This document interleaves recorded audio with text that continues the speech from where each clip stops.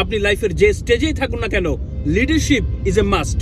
ব্যবসা, চাকরি, promotion, competition জিততে চাইলে আপনাকে লিডার হতে হবে। আর লিডারশিপও কিন্তু একটা স্কিল, যেটা আপনি ডেভেলপ করতে পারেন আজ থেকে এই সহজ স্টেপগুলো ফলো করে। নাম্বার 1, আপনার একটা ক্লিয়ার ভিশন থাকতে হবে।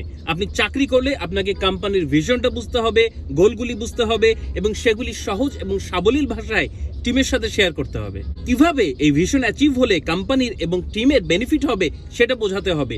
নাম্বার 2, টিমকে এমপাওয়ার করতে হবে। কিভাবে?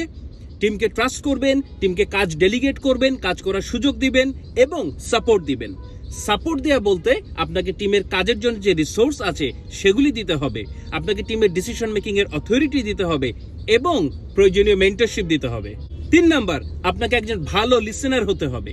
আপনাকে মন দিয়ে কথা শুনতে হবে, চ্যালেঞ্জ এবং অপরচুনিটিগুলো বুঝতে হবে এবং তারপরে আপনার ডিসিশন দিতে হবে।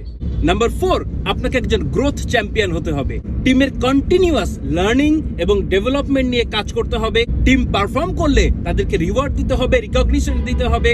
আর টিম পারফর্ম না করতে পারলে তাদেরকে ফিডব্যাক দিতে হবে এবং প্রয়োজনীয় সাপোর্টের ব্যবস্থা করতে হবে।